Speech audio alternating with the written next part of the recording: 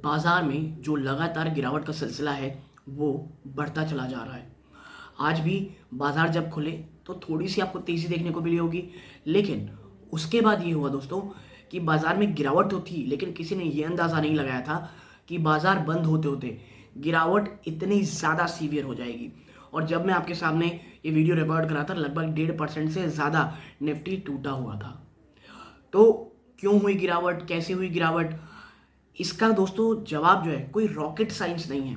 देखिए, जो प्रॉब्लम्स हैं वो बहुत पहले से साफ साफ हमें देखने को मिल रही हैं, और उस प्रॉब्लम में जो सबसे बड़ा ठप्पा है दोस्तों तब लगा जब SVB, सिलिकॉन वैली बैंक में, जब आप कह सकते हैं जब वो क्रैश कर गया, यानी उन्होंने कहा कि भाई हमारे पास पैसे नहीं है, बैंकरप्ट हो गया, तो जो परतें थी जिसे छुपाने की कोशिश की जा रही थी वो अपने आप ओपन हो गई। विक्स में 20% का जंप देखने को मिला है। तो आप समझ रहे होंगे हालात किस प्रकार हो चुके हैं दोस्तों, ठीक है। और अगर हम देखेंगे दोस्तों तो जो आप कह सकते हैं निफ्टी है, इसमें जो गिरावट है ये पूरे ब्रॉडर बेस में है, यानी हर एक मेजर इंडाइसेस आपको रेड में दिख रहा है दोस्तों, ठीक है। इतना ही नहीं, अगर आप देखेंगे कि भाई साहब बाजार में जो गिरावट है वो लगातार सीवियर होती चली जा रही है। अब देखिए, कहने को हम कह सकते हैं भाई निफ्टी अभी भी 17,130 या 17,150 के ऊपर ट्रेड कर रहा है, तो अभी उतना पैनिक मोड करने की जरूरत नहीं है। मेरी प्रॉब्लम ये नहीं दोस्तों कि बाजार कितना गिरेगा, हमको ये समझना है कि बाजार अब ऊपर नहीं उठने वाला। बाजार को अगर बहुत बड़े रिटर्न देने हैं तो उसे अभी बहुत ज़्यादा कह लीजिए प्रॉब्लम आ सकती है।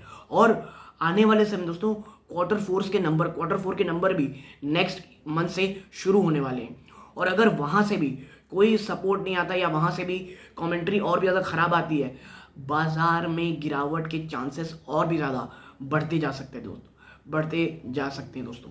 और बात इतनी सी नहीं है दोस्तों, अभी तो सेकेंड हाफ नहीं आया है, और जो सबसे बड़ा आप कह सकते हैं डूम्सडे प्रेडिक्शन की बात कही जा रही है कि भाई बाजारों को, खासकर US बाजारों को, जो अभी भी बहुत एलिवेटेड पोजीशन में है, जो अभी भी उस चीज़ को प्राइज नहीं कर पाए हैं, किस चीज़ को, रिसेशन को, वहाँ तो कई रिपोर्ट जो मैंने आपको पहली बताई JP मॉर्गन की 25% गिरावट। और देखिए, JP मॉर्गन ने कहा है 25% टोटल गिरावट होगी, मैं रिपोर्ट्स में ज़्यादा नहीं जाता, लेकिन हाँ आप देखेंगे तो प्रॉब्लम बहुत सारी है दोस्तों। बाजार ये बात समझ रहा है, निवेशक उतने उत्साहित ही नहीं है निवेश करने के लिए, पार्टिसिपेशन बाजार से लगातार कम होता चला जा रहा है दोस्तों।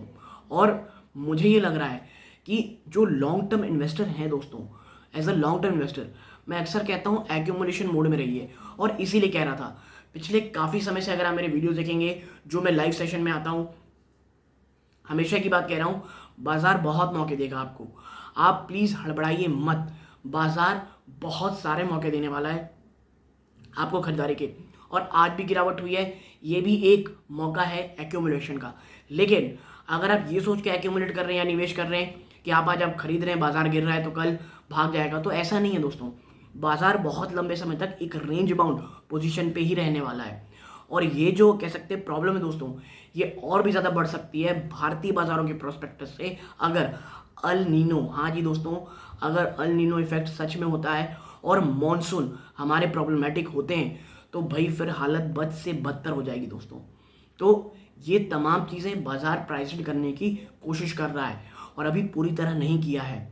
और मैं बता दूं 17,100 और 17,000 का साइकोलॉजिकल सपोर्ट, जिस दिन ये टूटेंगे दोस्तों ऑन द क्लोजिंग बेसिस, और अगर 1-2 दिन नीचे सस्टेन कर गए, भले ही बहुत बड़ी गिरावट ना हो, लेकिन उसके नीचे सस्टेन कर गए, तो फिर बाजार के लिए उठना और भी ज़्यादा टफ हो जाएगा, और जो गिरने के चांसेस है, जो रिस्क रिवॉर्ड है, वो रिस्क की तरफ बहुत ज़्यादा हो जाएगी दोस्तों।